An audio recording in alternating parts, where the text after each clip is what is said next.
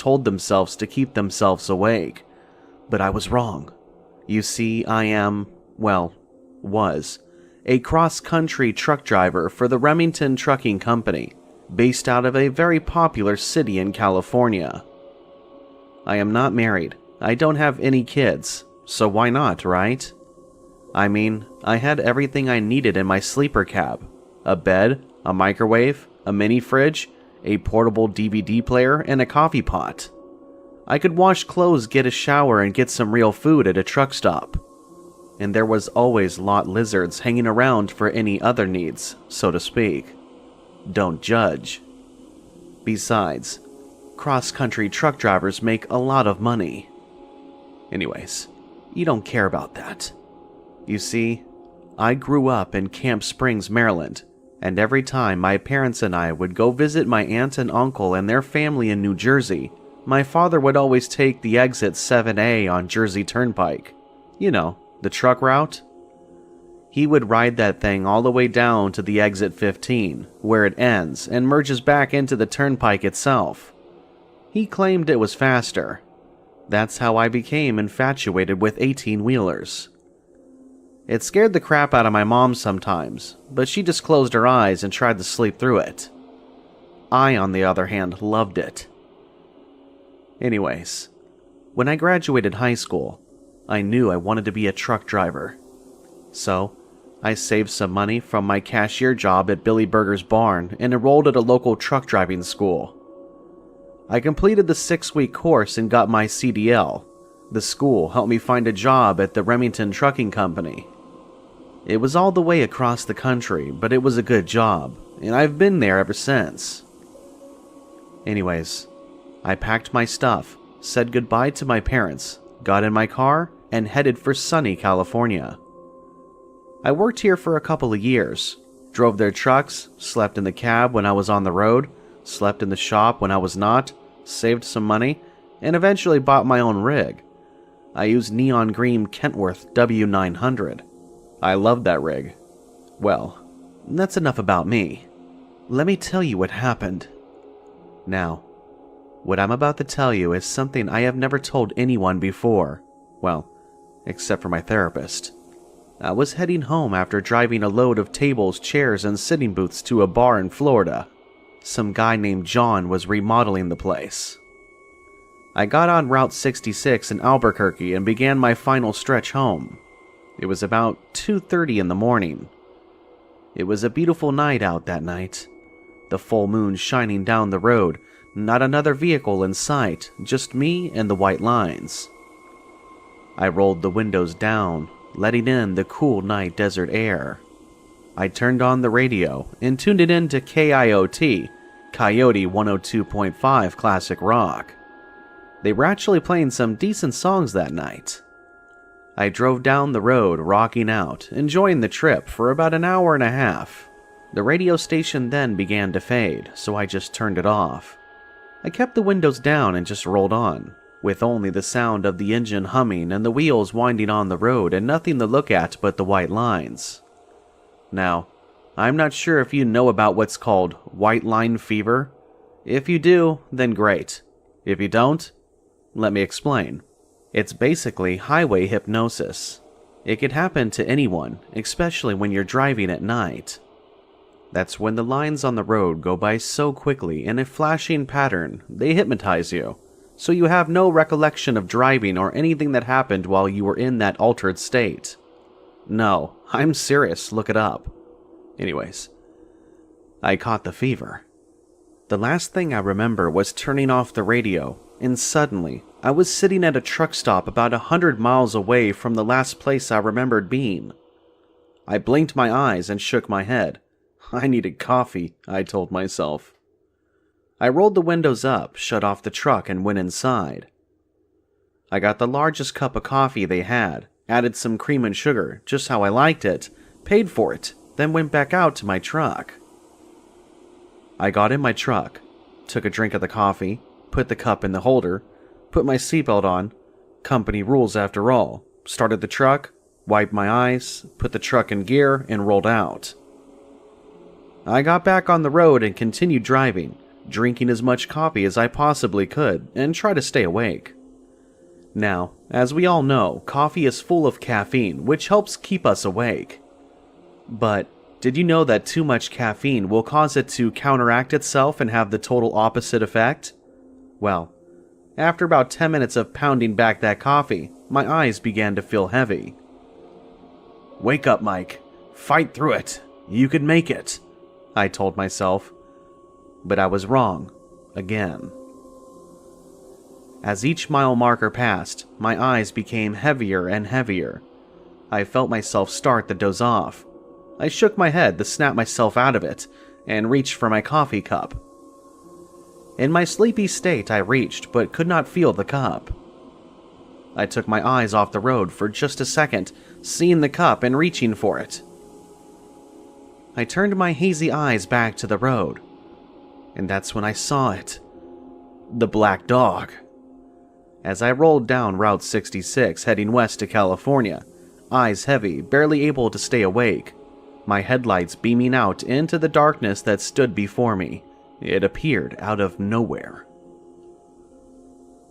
Its eyes were blood red, its teeth were sharp and shiny, its coat was as black as the devil's soul, and its face was so hideous that I couldn't even describe it. That image will forever be burned into my subconscious mind. My headlights shined upon it as it ran full speed down the center of the lane directly towards the front of my truck. "Holy shit!" I screamed as I hit on the brakes and whipping the cab hard to the right. My front passenger's steering tire then went off the side of the road, falling a few inches into the grass and heading straight for the ditch. My rear driving wheels were next to follow. In my panicked state, I tried correcting the turn by whipping the cab hard to the left. I thought I was successful until momentum took over, causing the trailer to slam hard into the driver's side rear drive tires, causing the cab to slide diagonally down the road. I then felt the entire truck start to flip over on its side. I said a little prayer, put my hands over my eyes, and let whatever was going to happen, happen. I screamed as the truck went over and slammed hard on the ground, flinging me like a rag doll. Thank God I was wearing my seatbelt. I don't even want to think what may have happened if I wasn't wearing it. Always wear your seatbelt.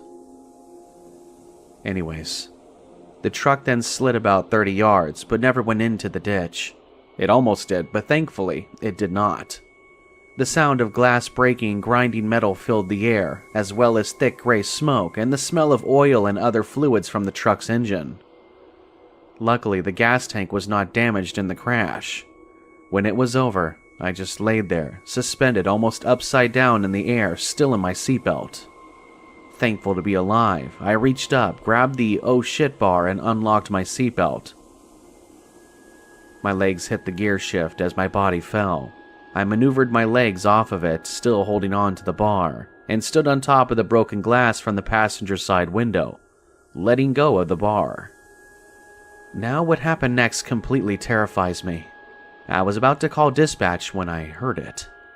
Now, I've heard other truckers talk about seeing the black dog and the wreck that followed, but I never heard anything like what happened to me. Maybe they left this part out, I don't know. Because this was totally messed up. As I stood there, I began to hear a low growling sound that intensified with every passing second until it was almost at a deafening tone. I then heard a loud thud, followed by scratching on the driver's side door right above me. I'm glad I rolled my windows up when I left the truck stop, I thought, as that was the only window not cracked or broken. I saw bright red lights shoot across the window. At first, I thought they were lights, but they were not. "What the hell is that?" I said, followed by another loud thud on the ground. Now, for some reason, I turned and looked out the windshield, which was severely cracked, and saw two bright red eyes staring directly at me through the cracked windshield. This thing was mere inches away from me. Its face then came into focus. Its snout was pulsating as it opened its mouth, revealing row after row of immensely white teeth. No, not teeth. Fangs. It was drooling and foaming at the mouth. I screamed and jumped between the driver's seat and the passenger seat into the sleeper, which was totally destroyed, by the way. My shoulder landed hard on the edge of the mini fridge, and I thought I broke it. I screamed out in pain. I grabbed my shoulder and sat down on top of the now broken microwave. I hunched over as far as I could and ducked my head down so I couldn't be seen. The dog then barked the most loudest and most demonic evil bark that I've ever heard. Worse than those evil dogs in the 80s horror movie Devil Dogs. Now, I'm not a very religious person. I mean, I believe in God, carry a Bible with me on long trips and all that good stuff. But I don't go to church and I've never really read the Bible. But at this moment in time, I wish I had. Anyways, I saw the Bible amidst all the rubble. I picked it up, held it close to my chest, and prayed and prayed and prayed for this thing to go away. It did not go away. Periodically, I would stick my head up above the side of the passenger seat and see it standing there, growling and barking, throughout the next 3.5 hours. Now, as I said before, I never told anyone this story, besides my therapist, and a guy named Rooster. You see, I had been having night terrors because of it. I would wake up screaming in the middle of the night about 3 to 4 times a week. It traumatized me so much that I stopped driving at night in fear of seeing that dog. I knew I needed help, so I called a therapist. I told her this story and told her about my night terrors. She diagnosed me with PTSD and prescribed me Zoloft once a day. I take it at night since it makes me drowsy. Anyways, it helps a little bit. I don't wake up screaming half as much. She also suggested that instead of keeping the whole traumatic experience bottled up inside me, that I should tell as many people as possible about what happened. So that's what I'm doing here.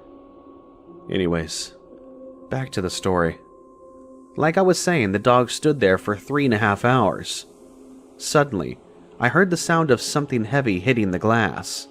I stuck my head above the seat one last time to see the dog rush towards the glass, hitting its head hard against it, cracking it a little more. It stepped back, letting out an ear-piercing growl, its eyes glowing brighter as it charged the glass once again. This time, breaking through it. Pieces of glass shot everywhere. I screamed as I fell back in my sitting position, holding the Bible close, and began reciting the Lord's Prayer. I was completely scared shitless. I then saw its head rise above the passenger seat and staring directly at me, eyes glowing, fangs showing, and mouth foaming. It snarled, drew back, and was just about to pounce on me, when it let out this ear-piercing shriek of pain and began shaking violently. Thick gray smoke then began pouring out of its eye sockets, its ears, and its mouth. I screamed again. As I did, I saw that dog explode into a cloud of thick gray smoke and disappear within thin air. I cleared the smoke with my hand, coughing a little, only to realize that the sun was beginning to rise. Sunlight must kill this thing, I thought. I had never been so glad to see the sunrise in my life. The dog was gone. What the hell? I said, completely exhausted. I took a deep breath as my fear began to subside. I sat the Bible on the microwave next to me and pulled out my cell phone. I then called dispatch. I gave them my location and told them I flipped my truck and how long I had been out there. I didn't tell them what really happened. Dispatch said that they would send out a recovery rotator truck and heavy-duty tow truck. I thanked them and ended the conversation, putting my phone back in my pocket. I then took a deep breath, slowly crept over the passenger seat, reached up and grabbed the CB. I pressed the button and said, "Breaker 19, this is Vanilla Mike. I am 1034 in need of assistance. Anyone got their ears on out there? Come back." Hoping it still worked. Shortly after I put out that call on the radio, I got a response. "Yeah, Vanilla Mike, this is Red Rooster. I hear you, 1034. What's your 20? I then gave him my location. That's what 20 means in trucker lingo. Anyways, about 30 minutes went by when I heard the sound of air brakes. I stood up on the side of the seat, looked over the driver's seat window to see a red 18-wheeler stop on the shoulder of the road right behind my truck.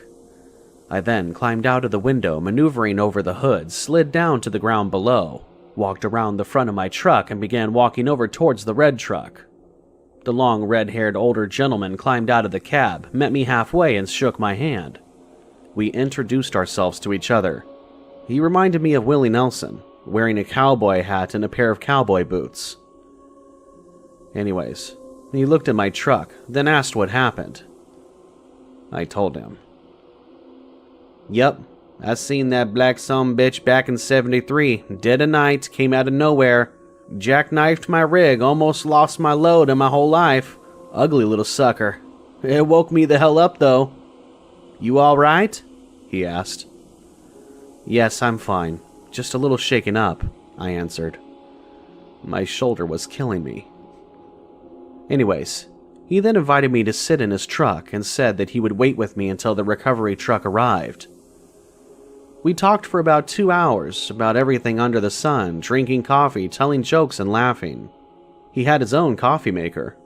Anyways, the recovery truck and the tow truck finally arrived. It was about 10:30 at that point. It took them 4.5 hours to get my truck upright. The cops had to shut down the westbound lane to do so, and they gave me a ticket for inattentive driving. I just paid it. The judge wouldn't believe me anyways. Now, once my truck was back upright and I secured a ride home from the tow truck driver, I said goodbye to Rooster. He climbed in his truck, hit the horn a couple of times, and just rolled on. He was a good man. I hope our paths cross again one day, under better circumstances, of course. Anyways, I took time to look at the damage. It was massive. I was lucky to be alive. If I would have went left and fell on the driver's side, I would have surely died. That's it. I'm done, I told myself. Once was enough for me. I never stepped foot in a rig again. The owner of the trucking company was nice enough to have the truck towed back to the shop at his expense. I signed it over to him and he put it, damaged and all, in the side of the yard of the shop with a sign across the windshield that reads, "Believe the myth." Now, even though I don't drive or ride in a truck anymore, I still work there. I am now in charge of dispatch.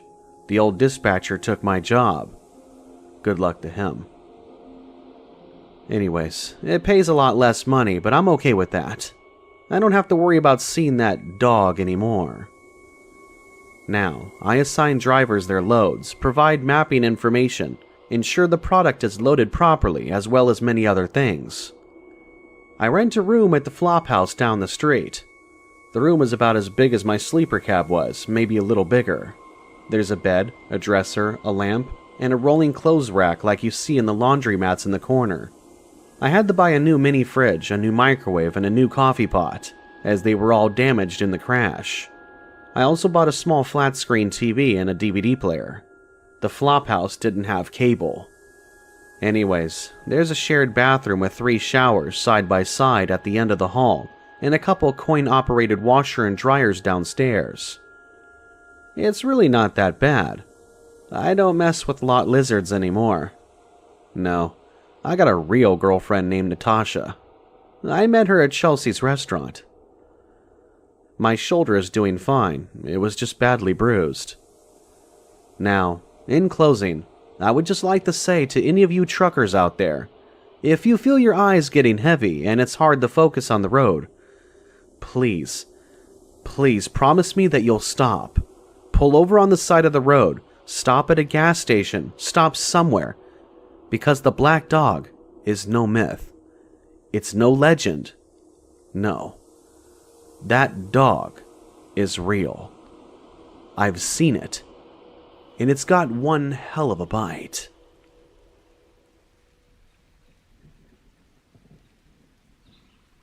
I had recently moved to an undeveloped area of town due to having landed a new job. My new job paid slightly less than the one I'd recently had, but this one would allow me more time off and better benefits. I had just purchased a new home, which was in a neighborhood with no other homes completed, so it was just me in a large lot with many unfinished homes around me.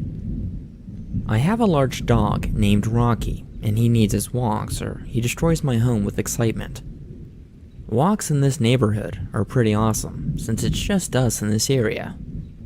The neighborhood is surrounded by dense woods, which can be unnerving at night, but our walks are typically done before the sun would set. I remember one day I was working longer than normal, and I got back home a few hours later. I could see Rocky bouncing around the window when I pulled into the driveway. I went inside to see the living room in a decent-sized mess, and Rocky jumping all over me. Okay, let's get you out for a walk," I said. We began our walk like we normally do, but it's much later, and I didn't bring a flashlight. I normally don't bring one, so I didn't even think about it. The sun had set, but there was a little bit of light left that allowed us just to see enough to be okay. The neighborhood was still under construction. Most lots either had partial homes built or just an empty lot. About halfway through our walk, I heard movement come from inside one of the partial homes that bordered the woods. It was enough to startle both me and Rocky, and we stopped and looked towards the partial home in hopes to see what made that noise. The sun at this point had set more, and the ambient light had gone down significantly. I couldn't see anything, but Rocky was losing his mind. He could clearly see something I couldn't. I figured it was just a raccoon or some kind of small mammal, so I urged Rocky to continue on our walk, but he was fixated, unlike I'd ever seen him before. His hair stood up on his back, and he let out a low growl. I had to practically pick him up to get him moving, but when I did, I noticed movement coming from inside the half-built home. Whatever it wasn't small. I stopped and looked back at the house to satisfy my curiosity of what was inside the home. I began to walk towards the home when Rocky let out a whine. I'd never heard Rocky whine other than needing food. Something about what was inside was legitimately scaring my dog. I changed directions and began to pull Rocky along our walk, and he followed, but still kept his focus on the home. We were a good distance away from our house, and it was beginning to get really dark. I didn't want to be out here with whatever that thing was. As we continued on our walk, we heard a blood-curdling scream coming from behind us. Right around the area of that house, we saw that thing inside. The scream sounded human, so I figured that some hobo was just living in one of these houses. The scream had caused both me and Rocky to quicken our pace. We were about 100 yards from our house when, to my surprise, a car came driving down this road. Like I said, this area was brand new, and no other person lived in this area other than me, so to see a car was quite surprising, but we were glad to see someone else. The car's headlights had illuminated a good distance for us, which made me and Rocky feel somewhat better. As the car was passing us, the car had stopped. The person driving the car had rolled down the window. It was an older man, and he had a heavy accent. He asked me, "Do y'all see that thing following y'all?" he said. His accent was heavy, and I couldn't quite understand, so I asked him to repeat. He said, "Do y'all see that thing following y'all?" I quickly turned around, and to my surprise, I saw it. About 30 yards behind us, the car's headlights had illuminated some kind of creature that was standing on two legs. The creature was tall and pale. Its head was quite large, and its face lacked features. I responded to the man, "I don't know what that is," and he responded likewise. The man turned on his high beams, which seemed to startle the creature, but instead of running off on two legs, this thing dropped down on all fours and ran into the woods. The old man and I just looked at each other. It was as if we both knew we saw something that we shouldn't have. The old man offered us a ride to where we needed to go, but I just told him that we just lived down the road a little bit and that we should be fine. The old man told us to be safe, and he drove off. Rocky and I hurried back into our house and made it back safely. I don't know what it was that we saw. It looked like an alien, but it was quite tall and it was quite fast. I don't know if aliens running on all fours. Its description and movement fit more that of the rake, which, if that is the case, I'm certainly grateful that that old man pulled up behind us with his car. He definitely saved our lives.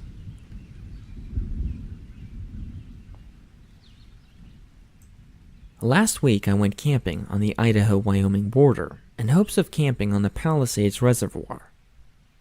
Like most times I go camping there, most, if not all the sites, had already been filled due to it being a popular camping spot with those with boats and other toys. I had to pitch my camp a good distance away in the free area, but I'd still be able to access the waterfront with only a 20-minute walk. My first night was interesting. Campers were all over, but I was able to be tucked away just enough in the tree line that I was able to maintain some form of privacy. Normally, privacy here doesn't mean you won't hear anyone, just out of the sheer number of campers. Tonight was no different, and I was able to hear low sounds of music and other sounds coming from other campsites. Nothing really annoyed me until I heard what sounded like screaming coming from a good ways away. I checked my phone to see that it was 2 in the morning. Either there were some inconsiderate campers, or there was something wrong. Like I said, there were a ton of campers out here, and I figured that whoever it was would find someone much closer to help them. I woke up the next morning and made breakfast. I had noticed that a considerable amount of campers had left since the night before. I took my breakfast to go, and I walked down by the waterfront to see that even more campers had left. I was confused to see that the police were questioning some of the campers as they were packing up. I tried my best not to eavesdrop, but I was also curious to see why all these great camping spots were now opened. I glanced over to see an ambulance next to these 3 tents that looked destroyed. I must have lost track of what I was doing, and an official told me that I needed to step back. I hiked back to my site and waited. Later in the day I noticed that not only did the campers leave, but also did the camping officials. I hiked back down to the water, and the area was mostly deserted. There was only a tent here or there, and it simply begged me to move my tent down by the water. I hiked back and started packing up my site, and began moving my site down to the water. I'd never seen this before, and I was going to make sure to capitalize on this good fortune. However, I was curious as to why everyone had left. I figured that there might have been a drowning or a boating accident, and that the authorities asked everyone involved to leave or something. I was able to get my campsite set up and ready before the night came. I got a nice fire going. It was summertime, but there wasn't a fire ban, so having a fire was okay. I noticed that the other campsites didn't have a fire, which I thought was weird. I guess they went to bed early. I enjoyed myself in my recently acquired campsite, and watched the water reach the shore next to my campfire. It was getting pretty late, so I decided to call it a night. I put out the fire and went to bed in my tent. I was awakened again by screaming, but this time the screams sounded much closer. I sat up on my sleeping bag and I could hear movement just outside my campsite. I stepped outside of my tent and shined my flashlight where I heard the screaming. At first I thought the screams were coming from other campers, but when I shone my light around, I noticed that the screams were coming from the dark woods. I decided that sleeping outside in the tent was no longer a good idea, so I spent the night in my truck. I woke up the next morning to the authorities tapping on my truck. I shot up and stepped outside the truck to greet the authorities when I saw that my tent had been destroyed. I could tell that the authorities were surprised to see me in my truck and not inside my tent. My tent had been destroyed by something with claws of some kind. I didn't leave any food out, so I was surprised to see that there were some animals attracted to my campsite. I asked the authorities, what kind of animals did this? The authorities just shook their heads and said, it wasn't an animal, and that I was lucky that whatever it was didn't look inside the truck.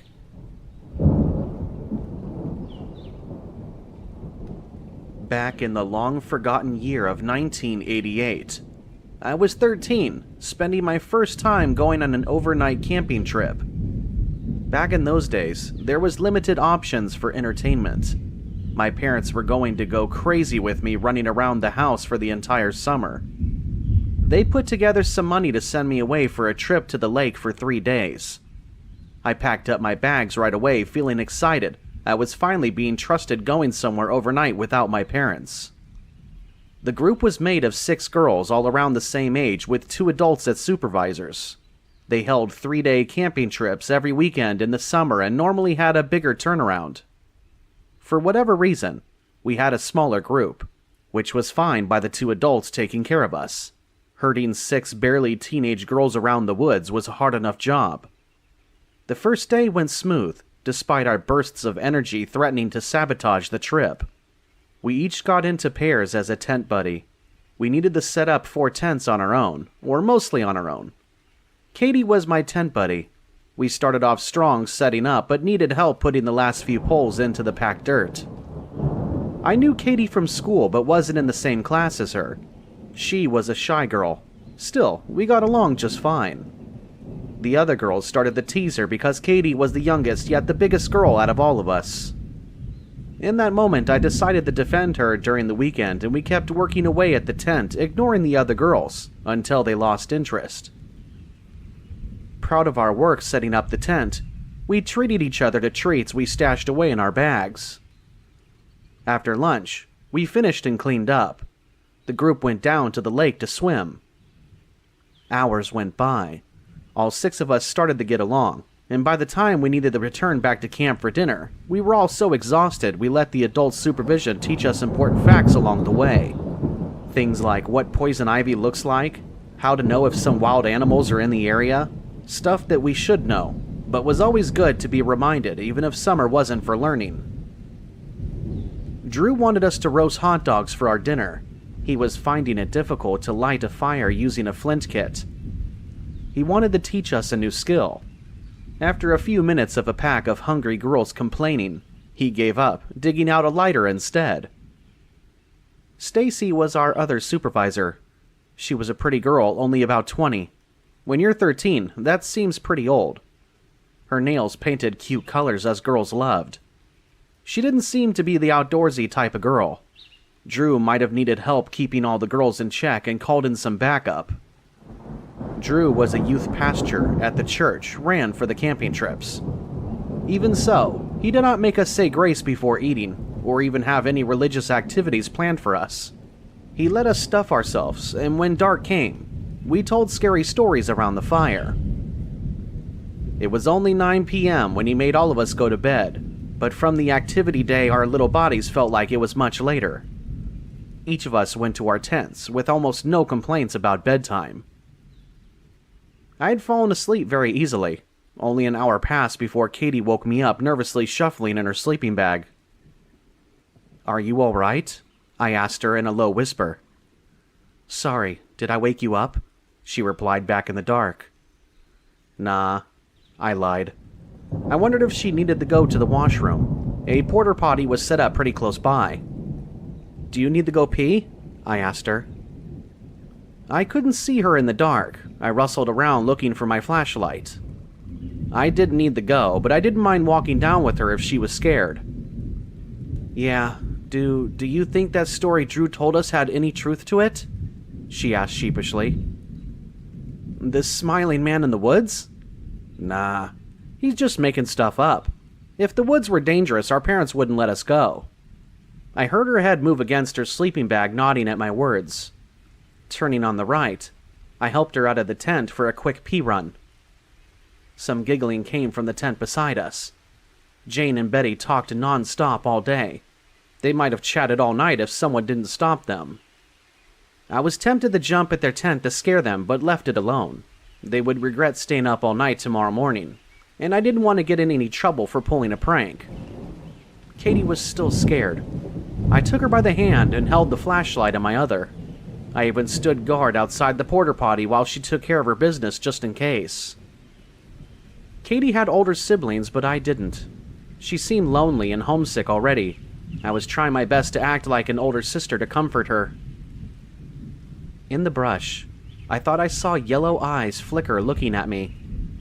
Shining the flashlight in the direction of the eyes, I saw nothing. Just forest animals wondering what we were doing. I was a little scared of coming across a bear or something along those lines. Ghost stories or crazy serial killers in the woods didn't scare me in that moment. The forest sounded like how a forest should be at night. Spooky trees creaking and all. Just as Katie came out ready to head back, a scream cutting through the night made us freeze in fear. It came from the direction of the camp. The low fire gave us enough light to sort of make out the tents and the dark figure stalking around our campsite. Watching in horror, the figure went over Drew's tent, ripping it open and dragging Stacy out by the leg. I grabbed Katie, holding her to me, terrified at what was going on. Stacy fought the figure with everything that she had. She thrashed and tossed anything within arm's reach towards the figure's face. Drew came out of the tent, tackling the person, or thing, off of her. Stacy got up and ran. At first, I thought she left everyone behind. Instead, she found the axe for firewood, using it on her attacker. It was too much for me. I turned my head away, body shaking, unable to keep watching the horrible sight. Katie was crying as well, holding each other, waiting for an adult to come and tell us everything was all right. We had only been gone for a few minutes. How did everything go so wrong so fast? We both screamed when we heard footsteps coming closer a few minutes later. Opening my eyes, I saw it was Stacy, black staining her shirt.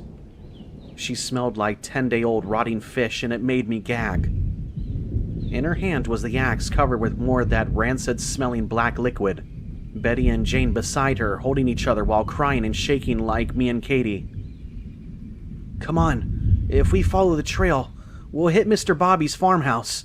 He has a phone," Stacy said, trying to sound strong, but her voice came out weak and shaking. "Where's Mr. Drew and Nina and—" I started to say the other names of our missing campmates, but my throat closed up and only sob came out. I knew what happened to them. I just couldn't say it. "They're gone. Come on." Using her free arm, Stacy scooped it behind us to get us to start walking down the trail as fast as our small legs would carry us. Once we started walking, Stacy kept both hands on the axe, and I was in front with both hands on the flashlight guiding our way, as Katie kept her arms around my waist. Betty and Jane still sobbing behind us no matter how hard they tried to choke it down. My hands shook. Every sound made me think something was just beyond the trees waiting to jump out and take us. My eyes darted around trying to see everything at once, making me dizzy. The farmhouse was a half an hour walk away at the best of times. Drew's car was closer. I wondered why Stacy wasn't leading us there.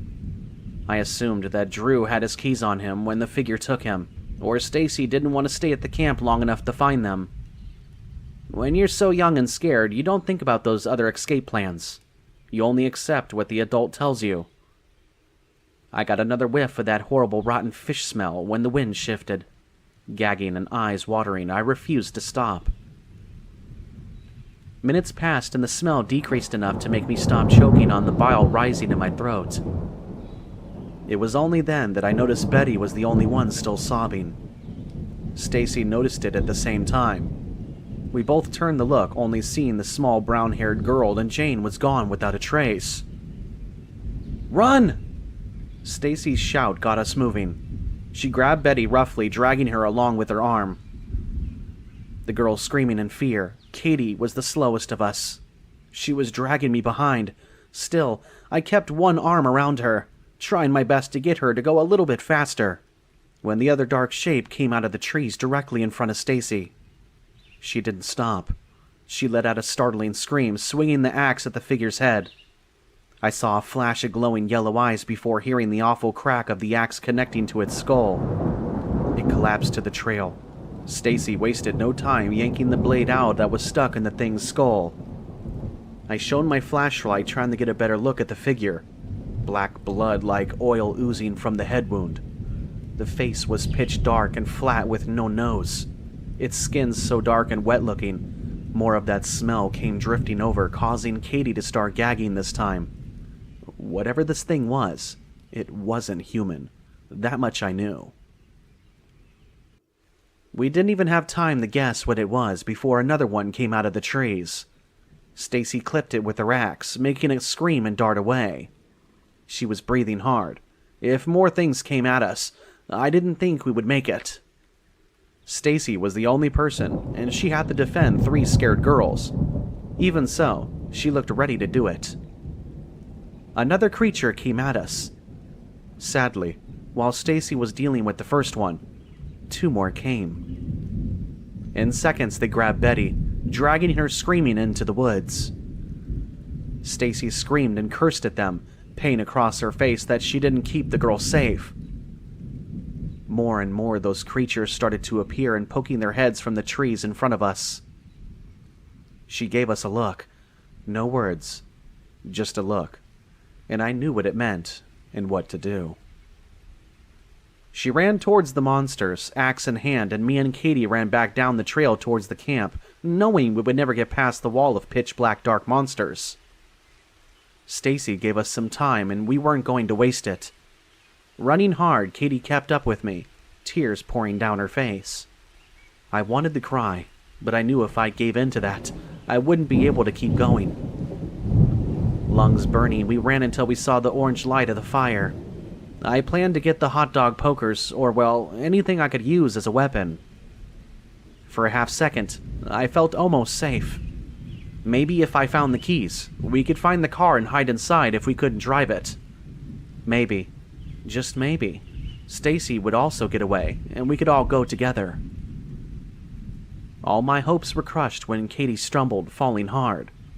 I was running so fast I accidentally left her behind for a few paces before skidding to a stop to go back for her. A dark monster took it as a chance to swoop in and try to drag her away. I went by Stacy's example. I let out a war cry that would have sounded funny in any other situation. Jumping on the creature's back, I hit it with the flashlight as hard as I could, as many times as possible, aiming for its head. Our struggling only lasted a few seconds. I was tossed off its back onto the hard ground. Looking at me with yellow eyes set in its dark face, it decided that we weren't worth it and scuffled off. I had saved us for the moment. I needed to get Katie up and moving back to camp and to get a better weapon. My stomach turned when I looked at her. A long gash on her stomach was pouring blood on the ground. I shook my head to clear it, refusing to give up. Grabbing under her arms and started to drag her towards the camp and towards the dim orange light of the fire. I knew some basic first aid, but already was sure that this was far beyond what I could help with. Leaving her behind was not an option just yet. Horrible wound or not, I needed to at least try to help her. I was sweating and panting by this time I got her by the fire. I kept repeating how sorry I was that I needed to drag her and hurting her along the way doing so. She was very brave and kept her sobs very low for my sake.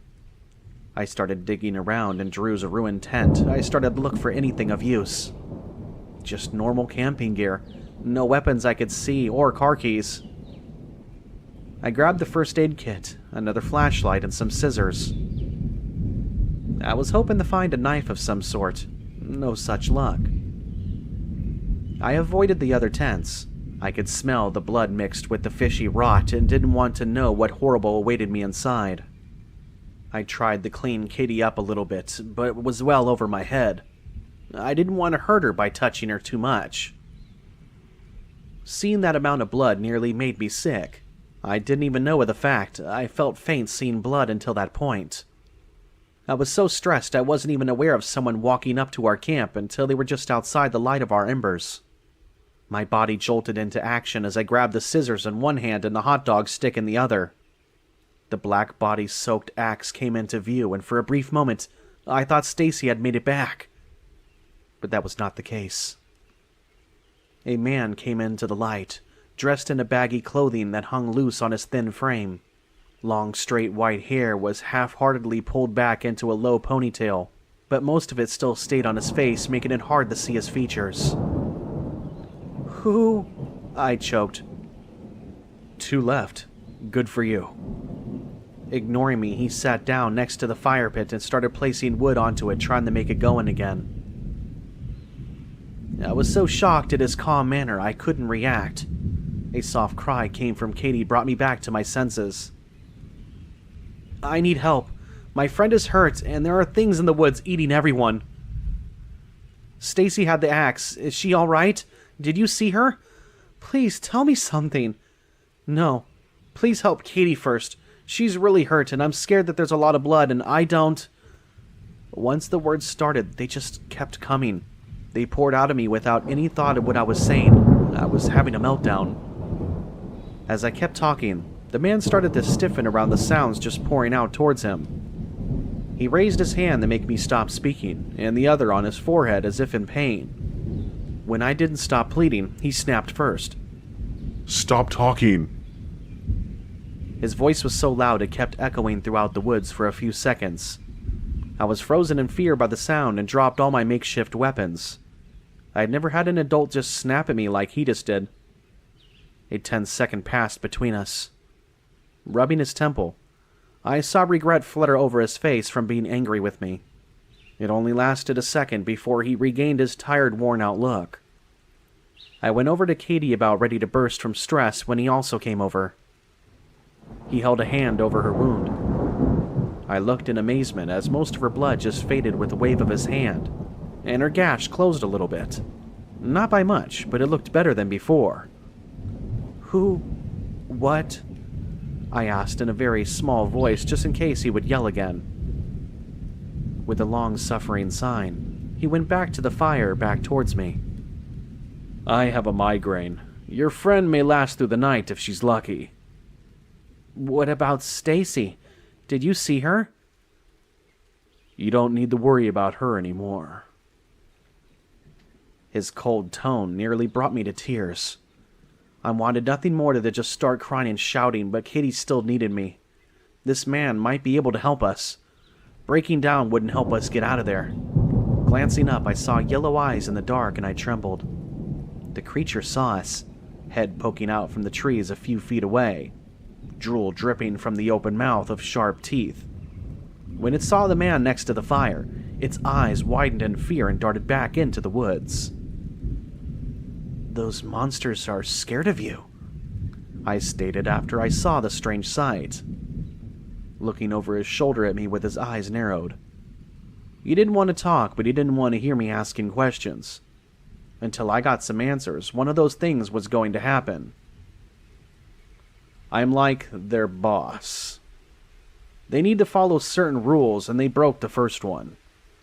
Only 7 of them should be in this area. It was 10, but I cut the number down as a punishment. I've killed the extras, so right now, 7 are in the woods," he explained. He sounded tired for how young he looked under the bleached white hair. I wonder if he was sick or something. "The other rule is they could only kill 1 human per night.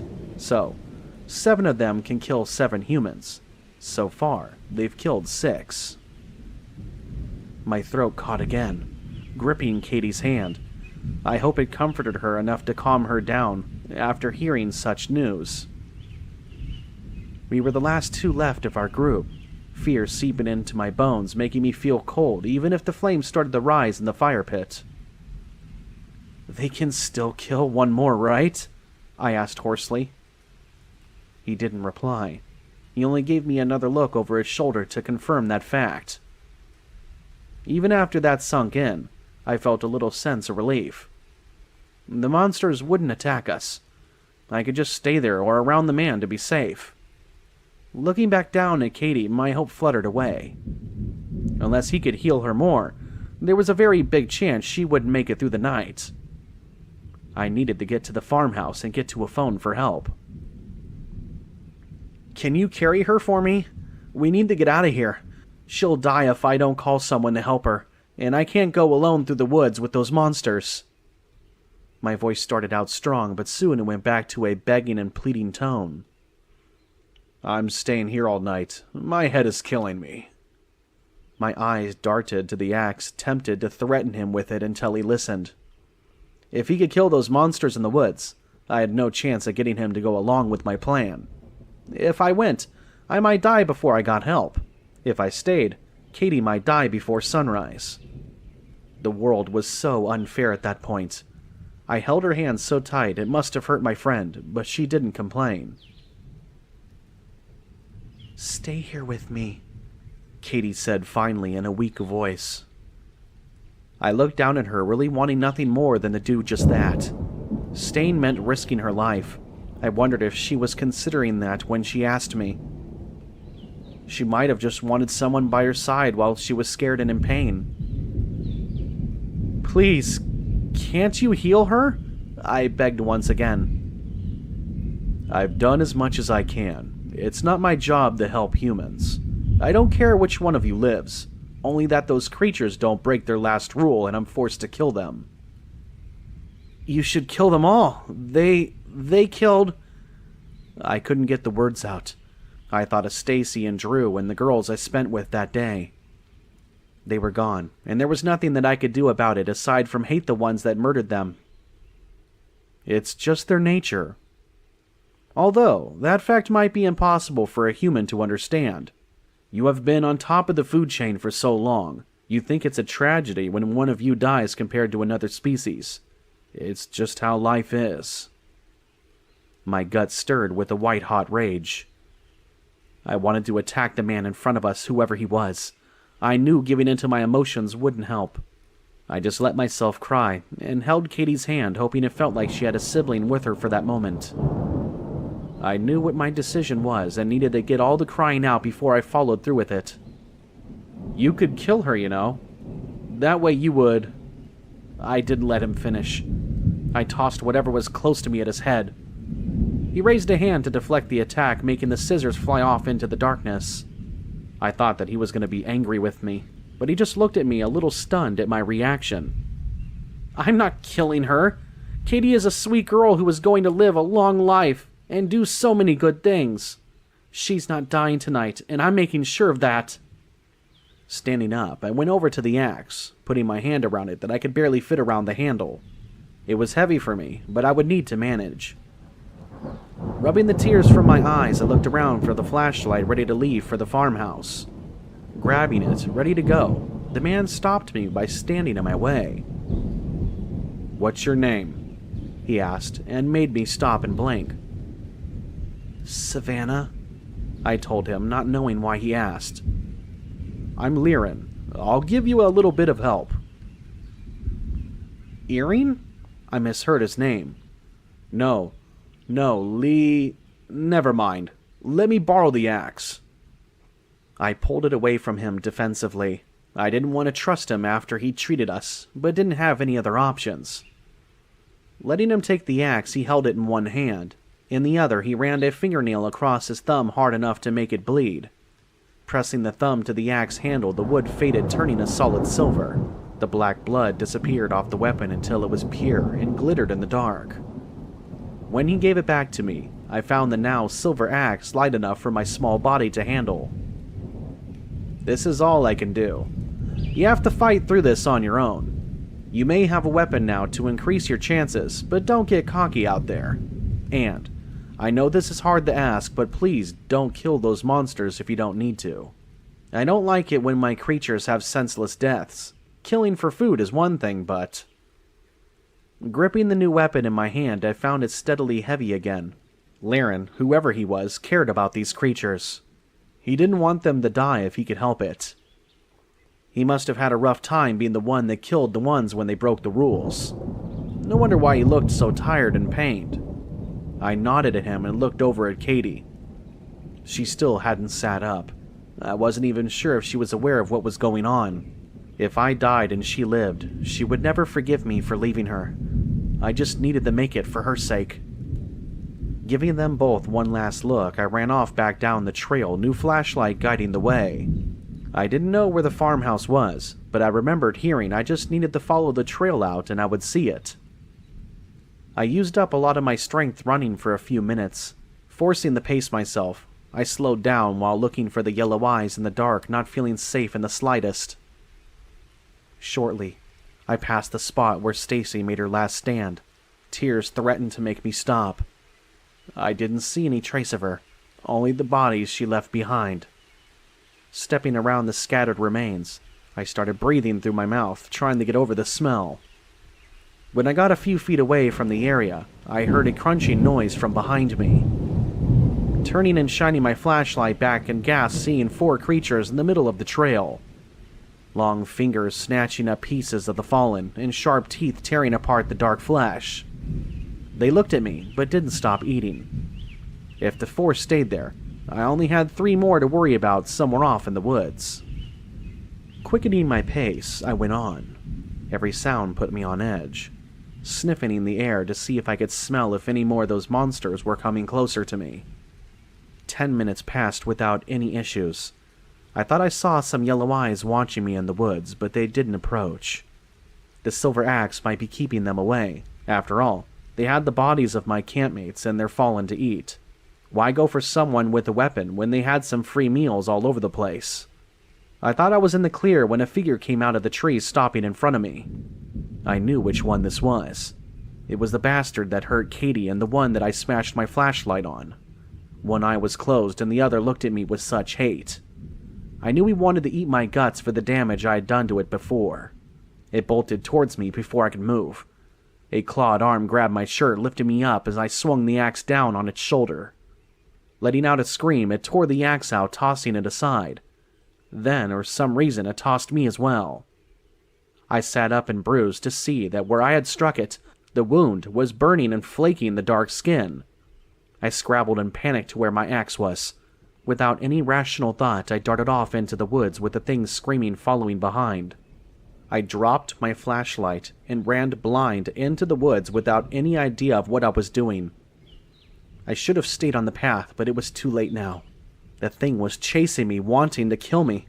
I was injured, but I still didn't have much of a chance against it. I ran, feeling as if my legs would give up on me at any moment. Tears stung out of my eyes and branches cut my face. I ran for Katie's sake. The thing behind me stopped screaming, but I knew it was still after me. My heart leapt in my throat when I thought I saw something in front of me through the trees. A beam of light moving, confusing me on what it could be. Over my own breathing, I didn't hear any other noises, but my brain clicked to the fact that I just saw car headlights. I was near a road. I ran, chest threatening to burst. I tripped over a branch and rolled into the ditch alongside of the road I was so thankful for.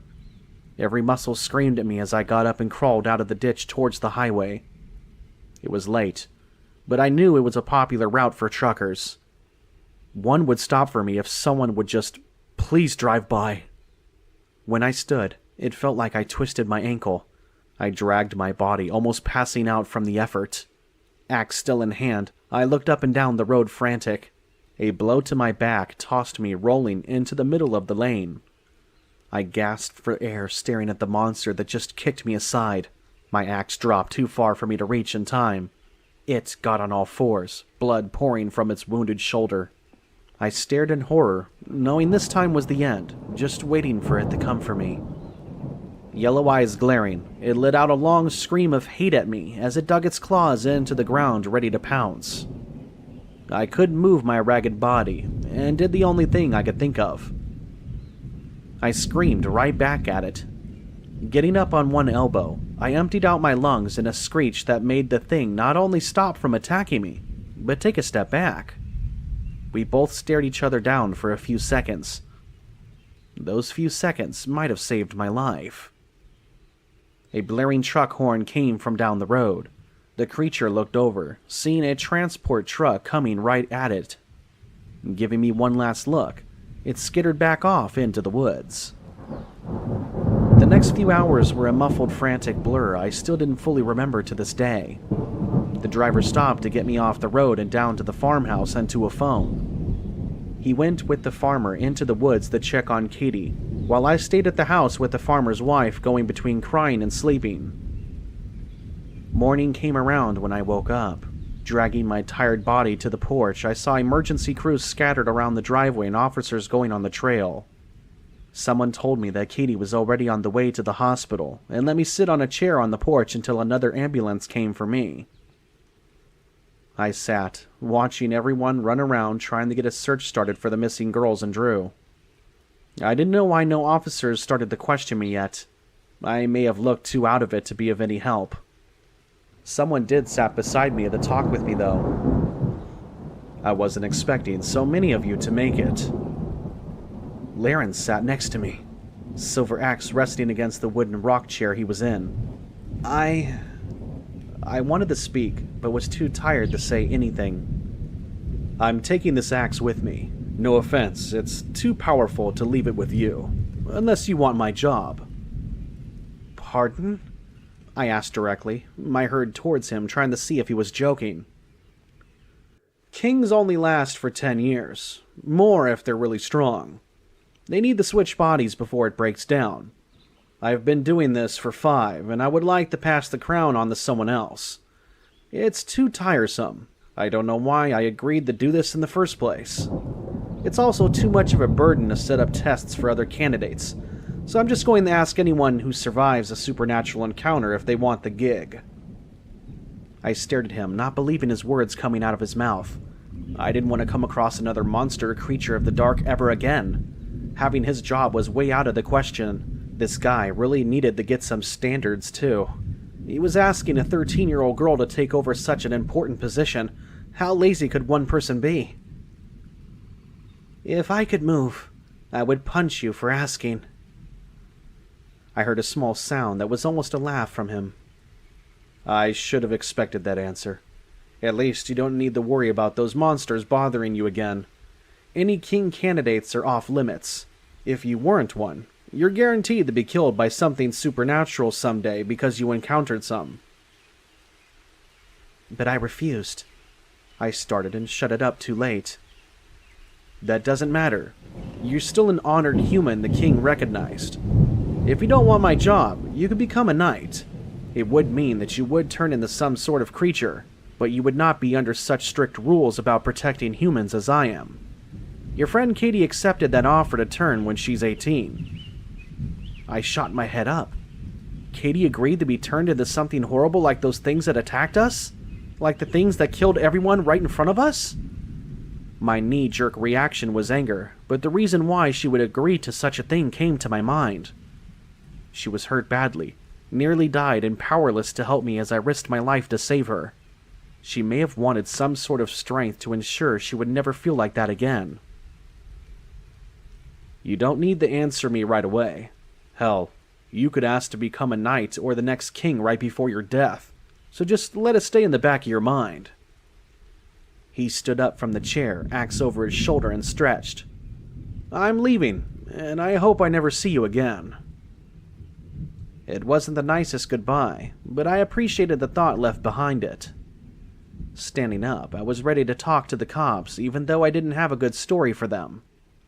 I stopped when Laren looked over towards the trail and gave a small, impressed whistle.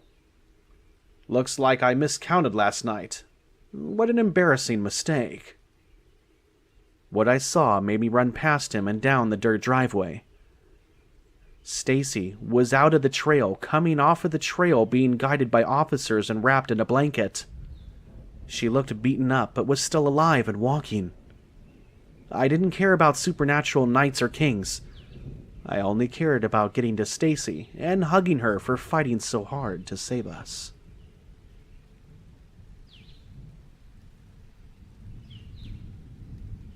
About 15 years ago, when I was a part of the Boy Scouts, I had to participate in a 10-mile round-trip hike.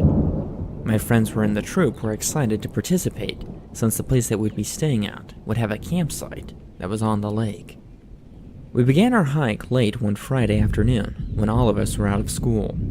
We would only have one scoutmaster with us, since the assistant scoutmaster was recently in a car wreck. We were in a much smaller troop than most scout troops, since we were church-based, and we had somewhat of a small congregation. The hike started at the base of a decently sized mountain that had a parking lot. Since the hike took place at the end of the summer, the parking lot was empty since most people were back at work or in school. We had planned this trip as a troop in order to have the lake to ourselves, and we could be as loud as we wanted. We started out our hike at 5 or so.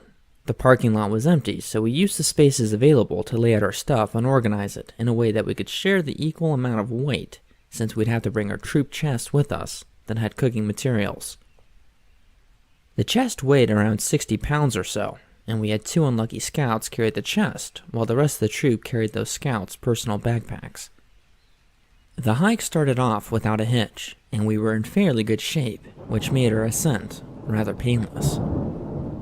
Since we were in the mountains, the sun now began to set much more quickly behind the raised elevation.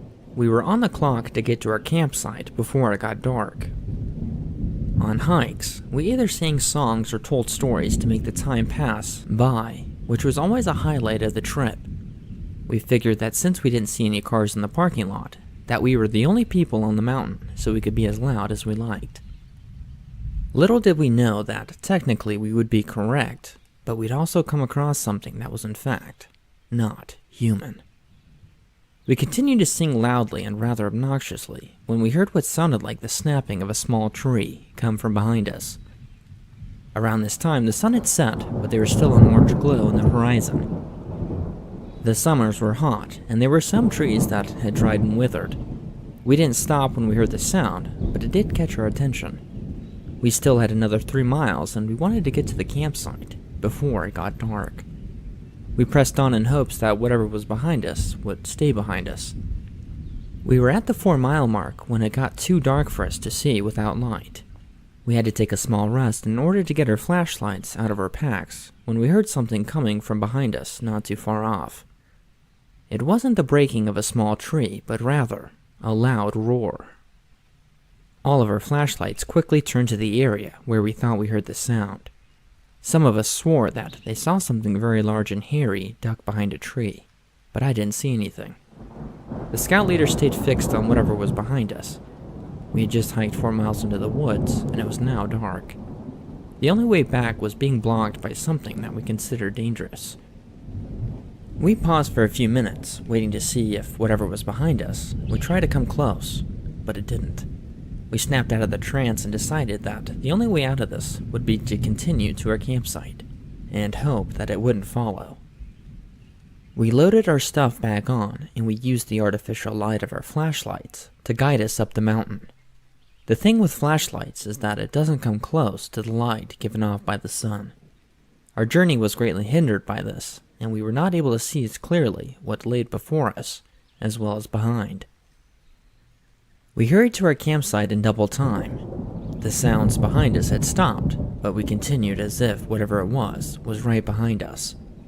Every now and then our scoutmaster would shine his flashlight behind us, but only for a moment. We continued the rest of the way without singing or anything. We were silent. We reached the lake, and by this time, it was completely dark out. We placed our stuff down and took a few minutes to relax. The speed in which we finished the last mile of our hike had exceeded what our young teenage bodies were capable of, and we pushed ourselves to the limits. Instead of resting with us, our scout leader began making a very large fire in order to light our campsite. We noticed that there was actually another set of campers on the other side of the lake, which made us feel much better about the situation. The scoutmaster got a good-sized fire going, and we were able to get our tents up and unpacked our stuff. The night was beautiful, but it was overshadowed with the fact that there was something in these woods. The troop got situated around the fire while warming up our dinners. We began to share our theories on what we thought we encountered in the woods. The theories ranged from Wendigos, the Goatman, Mothman, Yeti, and even an escaped serial killer from the nearby prison. My scoutmaster, a man who enjoyed horror, added to the conversation rather than stopping it, getting us all the more worked up. He said, "I didn't want to tell you boys, but when I first heard the yell, I was able to turn around in time to see a large ape-like beast ducking behind the trees a good distance away." Our eyes were wide and we were silent. "If the creature is what I think it is, it's probably just a Bigfoot. From what I know about Bigfoot, they're typically not carnivorous and they aren't aggressive. They don't like fire, so we need to keep this fire going as long as we can." We nodded in agreement. The night went on, and even though we were tired, we didn't want to go to sleep. We took a vote on if we should have someone stay up with the fire, but due to the hike, we figured that it would be best for all of us to get some sleep. Even if that meant we had to let the fire die. We stayed up pretty late, like we normally did on campouts, and played games as a troop, but our brief yet terrifying encounter with the alleged Bigfoot had slowly faded from our minds, and we were now able to enjoy our evening. Time finally came that we decided for us to go to bed, and we put out the fire. We doused the fire and went to bed in our separate tents, hoping that we would have a peaceful night. I laid in my sleeping bag exhausted from the hike, but too nervous to fall asleep. I think that the troop felt the same way, since I would glance over to see my fellow troop members wide awake. Sleep eventually found its way into our minds, and I remember waking up to the distant scream of campers across the lake. Most of the troop began to wake, and I could hear them wrestling in their own tents. I rushed out of my tent and shined my light across the lake. My light was not able to shine across the lake, but the screams of the other campers continued. My scoutmaster finally emerged from his tent with his heavy-duty flashlight and illuminated the campsite to reveal a large hairy beast running back into the woods. Me and the other scouts that were out at the time were stunned to see our first exposure to the Bigfoot. It was a good distance away, but I could tell that it was tall, and it moved rather quickly for its size. My scoutmaster restarted the fire and told us that we were going to be okay, that he was going to stay up with the fire. Due to the terror that we experienced that night, we were not able to sleep, and the next thing we knew, it was morning. I got up and left my tent and glanced across the lake to see that the campers had packed up and left. We were now alone in the woods. Once everyone was up, our scoutmaster informed us that we would be leaving that day and that we would need to pack up immediately. We packed up and hiked our way back with no other interactions with the Bigfoot. Thankfully, the interactions that we did have were quite small and not necessarily threatening to us. But it did open my eyes to the fact that there are definitely more out there in the woods that we may know.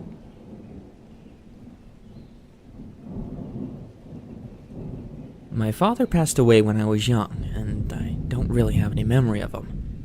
My mother talks of him highly, and I like to think that he was an honorable man.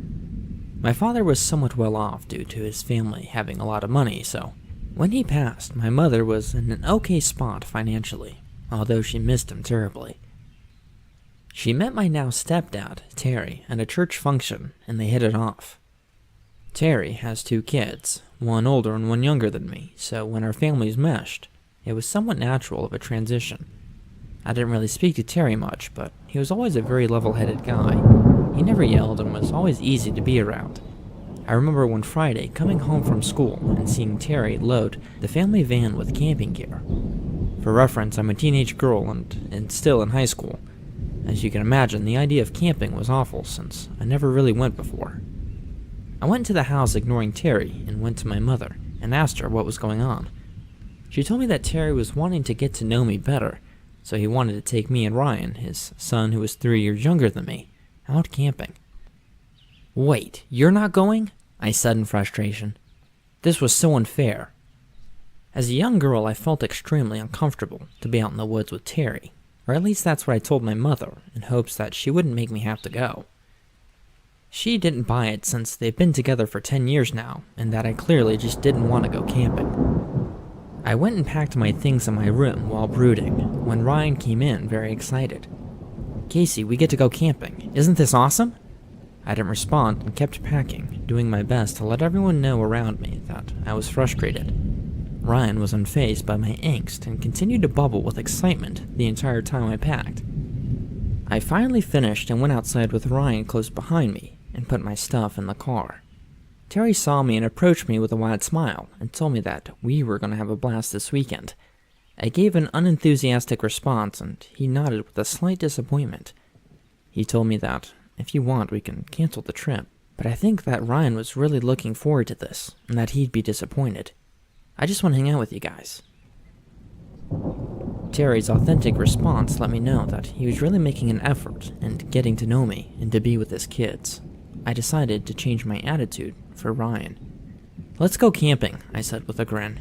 And Terry responded with an even wider grin. "Great," he said. My mother was an on-call nurse, so she wouldn't be able to make it, and Terry's oldest child was now in college a few states over, so it would just be me, Terry, and Ryan. The ride seemed long, but after checking the time, we were only about 20 minutes away. The place that we were at was at the edge of town, at a place I'd never been before. Terry told me that his father used to take him here when he was younger. Ryan was still excited and kept checking with me to see if I was excited as he was, which I gave a convincing performance. The campsite was next to where we parked, and we were able to set up camp rather quickly. The area was pretty well covered with woods, and the night sky was no longer obscured by the light pollution of the city. I'd never seen the night sky so clearly before. It was really an eye-opening experience for me. There was so much in the sky that I'd never seen before, and I was now glad that I went camping. Ryan, being young and full of childhood stories, wanted to go snipe hunting in the woods with me and Terry. I knew that snipes weren't obviously real, but I indulged Ryan and Terry. We took off into the night with flashlights looking for snipes. We obviously didn't find any, but we had a good time. After 15 minutes or so of hunting, we decided to call it a night and turn back. At this moment, I realized that the sky was giving off more light than normal.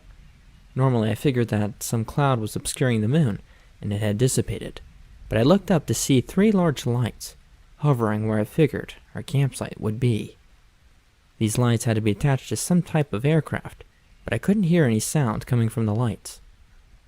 The lights just hovered silently before descending in the woods. Terry and I locked eyes as we saw the same thing. Ryan was oblivious and was still looking on the ground for snipes. We turned back to camp to see that the car lights and radio was on. There was no sign of the lights or the ship that held them, but this was cause for concern. Terry hopped into the car to see if it would start, but nothing. Whatever had flown by must have messed up our electrical components, and the car would now no longer start. Terry, being the chill guy that he was, said that the battery must have died and all we would need was a jump, which we could easily get. This put me at ease, but I was still nervous about what I saw not too long ago. Having been somewhat worked up, I still found it rather easy to sleep. However, the sleep would only bring me haunting memories for years to come. While I was sleeping, I dreamt I was looking at myself in third person. I was hovering over my body while I slept, and the lights returned. I blacked out during my dream, but I remember bits and pieces of it more I think about it. The lights returned and these gray-looking aliens exited the craft and entered our tent. Everyone was asleep, but these aliens had some way of keeping us unconscious. I then blacked out and came to, except I was still watching myself in third person. I was laying on a silver table, and the aliens are examining me. The room was dark except for one light that shined right on me. I could see in the corner of this room that there were these large containers filled with this green liquid that appeared to hold these creatures I had never seen before. These creatures had large claws and teeth, but seemed to be sedated. These creatures were unlike anything I'd ever seen on this world. The gray aliens then touch me with this wand, and everything goes back to black. I wake up, but not inside of my tent, but rather a hospital bed. I'm confused, but thankfully my mother and Terry are by my side. My head hurts, but other than that, I feel fine. They filled me in with what had happened when we were camping, and I must have sleptwalked because when Terry and Ryan woke, I was nowhere to be found. They said that I had been missing for 3 days and only found me after they had contacted the local police and sent a search party. I was found in a field 13 miles away, which baffled police and my family. I wish this was where my story ended, but unfortunately it's not. My encounters with the extraterrestrials would continue. I would periodically have reoccurring nightmares about events, but also new dreams that were very similar in the next couple of years. Thankfully, whenever I wake up from these dreams, I wake up in my bed, rather than the next town over. But I'm still inclined to believe that not only have I been visited by extraterrestrials, but I think they visit me frequently. I can somewhat anticipate when they're going to come, but nothing ever keeps them away for good.